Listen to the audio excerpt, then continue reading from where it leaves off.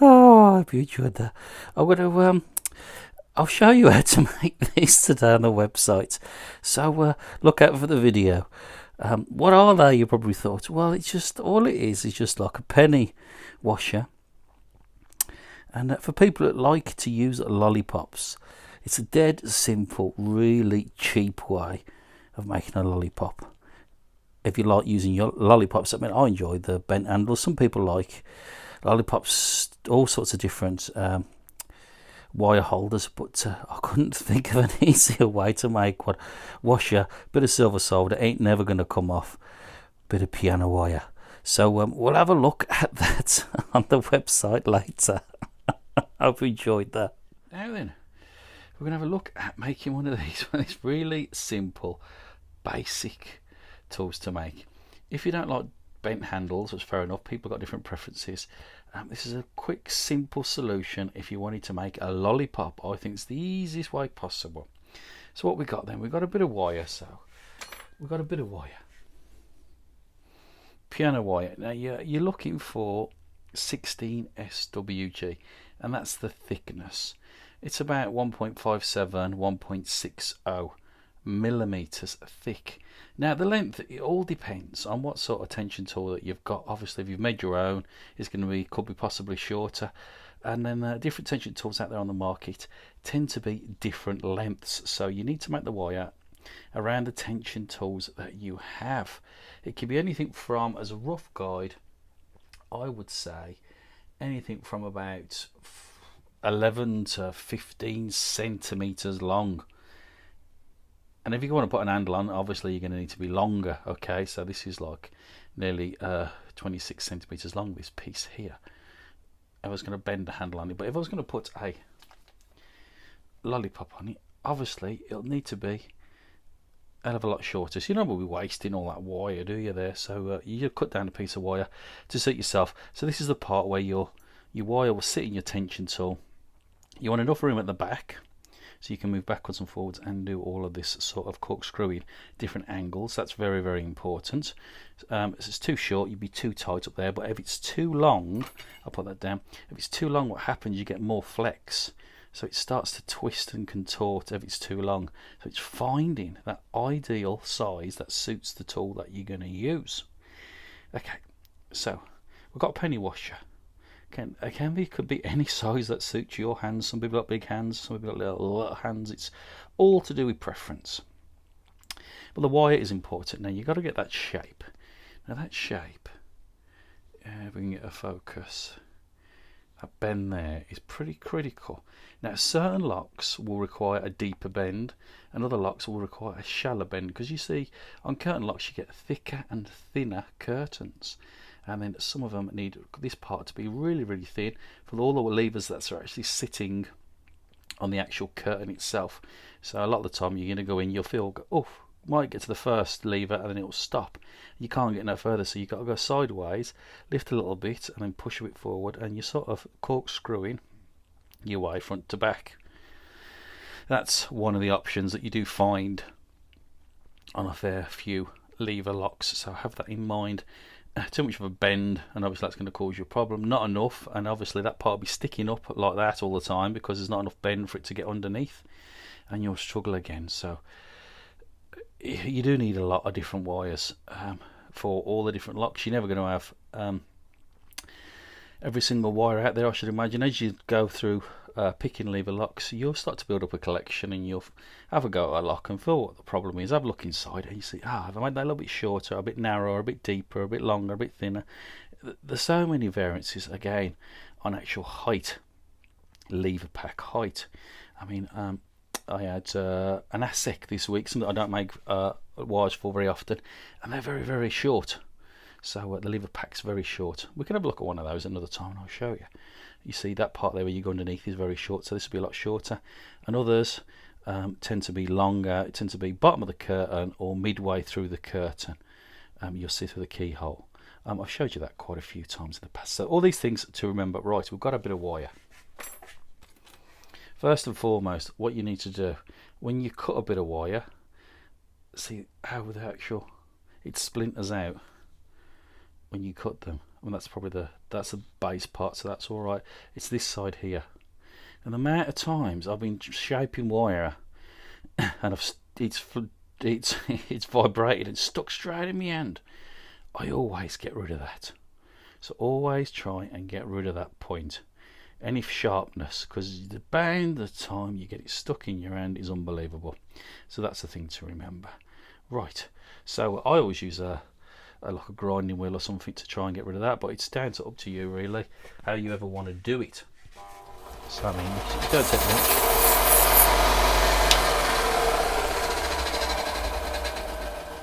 There you go. I can work with that piece safely now, so that's not going to be a problem. Next step, we need to get that first bend. Now you can do it in a vise and hammer it, or if you've got a pair of these pliers. Now the thing with these pliers is, see how worn this first set is. Now I've spent quite a few years wearing this one down. I've got two. Because it's worn, what happens, it helps me grip, because when they're brand new they keep slipping off. You might have noticed this, and slipping off and catching your finger. So when you get a worn one, it won't slip off so much, but you won't get the full bend. So you work out roughly, it's always to do it slightly too long, your bend. So I'd say let's go for something like that. Do that first bend. You see you're a bit of a cock angle. Now that ain't no good, because it's just worn away, this tool. That's the only reason it's at that angle. So I've got my other set, which is a newer set, so I have two. This one is not as worn as much. Now this will take it all the way down. I've got to be careful, I don't want to go too far. So I need to be, we're getting close to where we need to be, don't we? I don't need too far. And that will take it to about that sort of position there, okay? So we have that L shape to start with. Now we need to create that curve. Now you're going to need a vise to do this and an hammer, but you've got to be really, really careful. Now I put this part here, the L facing away from me. You can do it either way around, it doesn't matter. It's the depth of how deep inside this vise is how deep your curve is going to be. So if I want a wire for picking a bolt on the left, I need to hammer this towards myself. If I want a wire for a bolt to pick onto the right, I need to hammer it away. Okay, that's what creates that bend. So I want a quite shallowish one, and I'm going to go about there. That is really just like about 2 mil, not too tight, 2 mil depth into that jewels of that vise. You do find over time that you wear these out. What I've done recently is I spun them round. I undid my vice clamps, because I wore them out that much with all the sanding. It's quite sort of concaved where I've sanded them away. I've undone them, took them round, swapped them round, and put them back in. So you can do that. You can get double use out of them. So the next part, one of these. I mean, it's only a crappy old B&Q. I've had it for years. It's weighted quite well for what I need to do. Now you're not hammering. You're not putting any force behind it. It's the weight of the hammer. Okay. So what I'm going to do, I'll start it off. Don't pull down on this part here. As you can see my finger there is actually the weight of the hammer, and I'm just lifting it and letting the hammer drop. Okay, that's it. Do not hammer it. This stuff is brittle and it will crack, snap. So you need to get that shape that you want. Make sure you're fairly straight. Really slight movement. Don't bend it. You will make it weak. It is only piano wire. Right. So we've got a nice shallow curve there now. Yeah. So it's going to be a nice shallow wire. Obviously it's too long, so we need to reduce it in the actual curtain. So we're going to get a lock. I always use quite a basic common one, Fortress. Now there's your curtain. See the curtain's thicker on that one. Get your lock, measure your wire. So now this is right at the top. Now that's not really going to pick a lot. You want to be midway in that point. You want to be about there, halfway through that hole, or towards the bottom of that curtain. Now to pick these sort of locks, you need to be just above that actual curtain there. So you're sitting just above there. Okay, Too high, no good. Too low, no good. So just above there, slightly above, like a medium wire. So I need to lose a tiny amount of material off that. Okay, so I'm going to always, it's going to get loud. Watch your eyes, wear your eye covering this when you do this, because these things fly off like that and make that noise. Again, it's sharp now. Get your lock, and as you can see, I'm sort of a little bit over midway, and now what I'm going to do is I'm going to shape this down, and I shall go over there and show you how we do that. Right, this next bit's going to get a bit loud, so bear with me. What I'm going to do first is I'm going to flatten off the bottom, which is the underneath part of that pick. Flatten off that a little bit, and then we're going to work on the top, the edge, and that part there. Okay, so loud, cover your ears.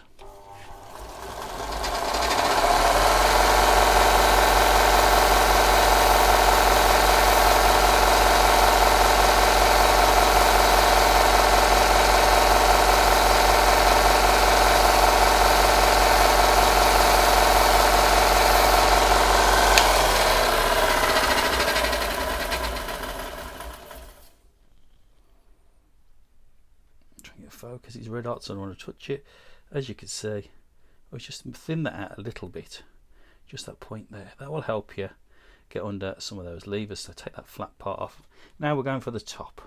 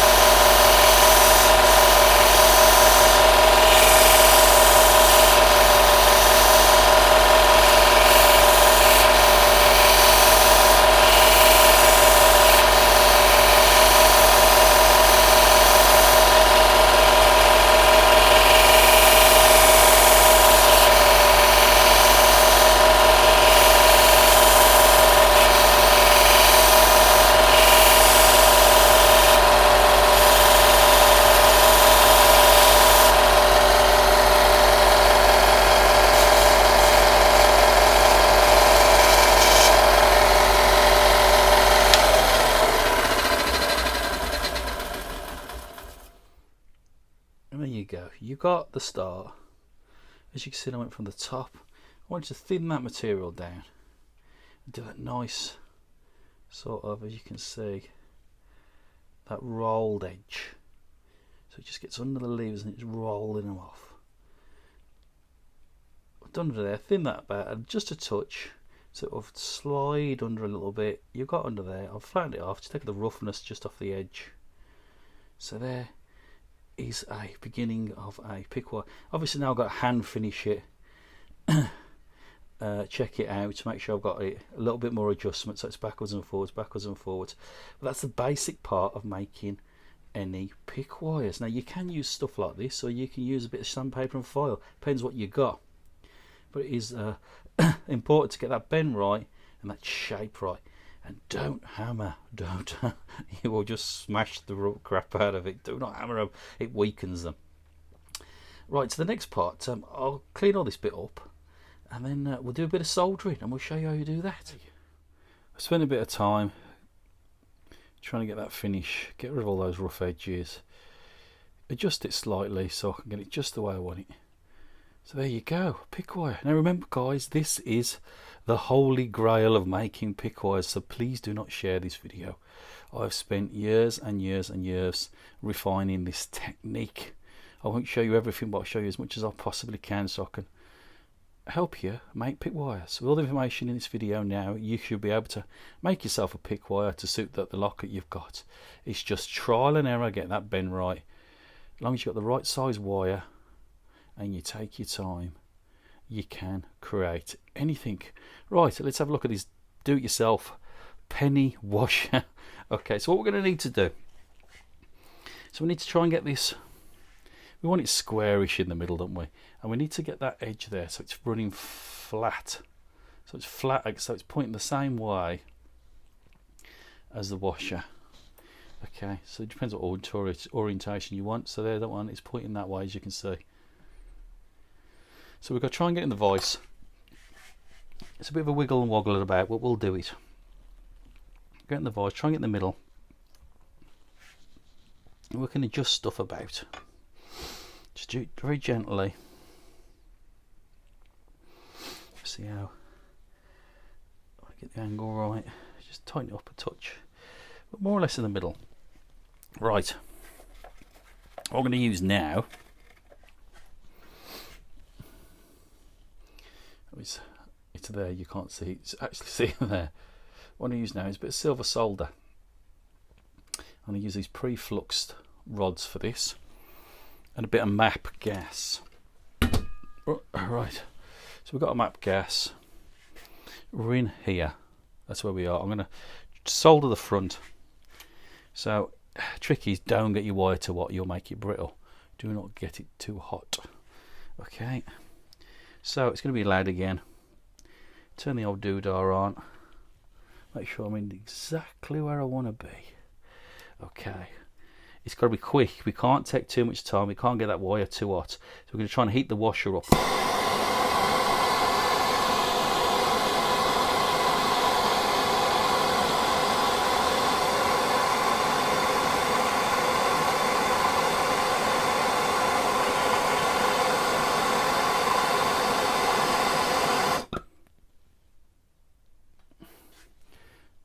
And it's as quick as that. You don't need to put too much on. You can make it as tidy or as let it cool down a bit so it sets. It normally goes really like a bright colour and then it will set. And there we go. And all we need to do is just clean it up. And you got yourself, don't touch that wash because it's going to be red hot. And you got yourself a little, I'll put that one down there. Get yourself a little lollipop. I mean, that solder, it ain't going to come off. It's not ever going to come off. The wire will snap before that solder snaps, I tell you, especially using silver solder. So there you go. Little tips on making your own little lollipops. If you ever fancy it, I mean, I like the bent handles, but if you want to do it a little bit different, you can. It's all to do with your preference. So guys, hope you enjoyed that. And remember, don't share this video. See you soon. Ta-da!